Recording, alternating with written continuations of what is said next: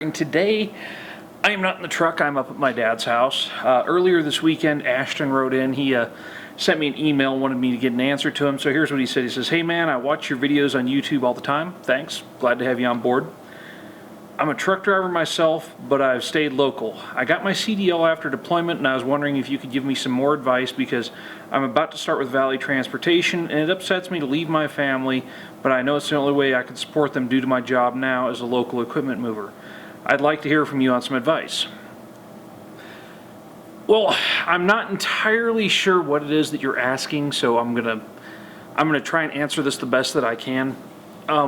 Going on the road, it's difficult. Being away from your friends and family and everyone you know, it's difficult.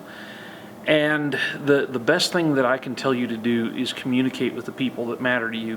Communicate with your family and let them know the reasons why, and make sure that they're on board and that they understand this sort of thing. Because if they don't understand and they're not on board and they're not understanding why, it's going to make things much more difficult. And you need to have kind of a schedule and a plan. You need to have times that they know that you're going to be able to call, times that you're not, et cetera, et cetera, et cetera. And you need to communicate your needs to your family just as they need to communicate theirs to you, because it's very difficult being separated from the people you care about, especially when you're in a relationship, if you have kids and things like that, because you only see people for periods of time when you're home and then you're out again.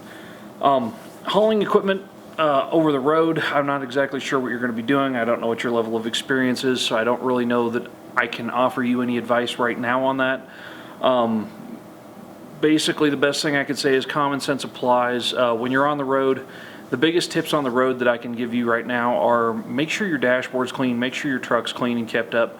Those are the biggest things that DOT looks for when they're going to mess for you. Make sure you're always on top of your log. That logbook is a very important thing. Make sure you're staying on top of that. Make sure your load's well secured. Just when you're done loading something, take a step back, take a look at it, make sure everything looks good. And if what you're doing looks good, it looks like you know what you're doing, you're probably not going to get messed with. And it's just always common sense applies in everything you do out there, especially when it comes to keeping yourself safe on the road. You're going to be going to a lot of new places. I say definitely have a good atlas, have a good mapping program on your computer.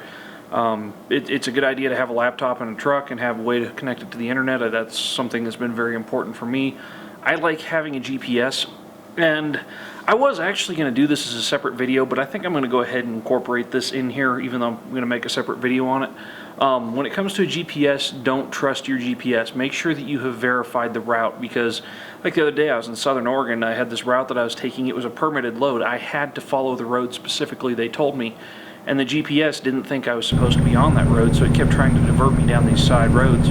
And here I am cruising along, and it wanted me to turn down this road that was just a solid path of snow is all it was. And so the GPS doesn't understand, and it doesn't understand a lot of the time that you can't take those roads in a big truck. So, and never, ever use the GPS in your phone. Get a truck dedicated GPS, because those are better. But if something feels wrong and the GPS is trying to lead you to a way that you don't feels right, just pull over on the side of the road, figure it out, get directions, whatever you have to do. Make sure that it's not leading you someplace you're not supposed to be.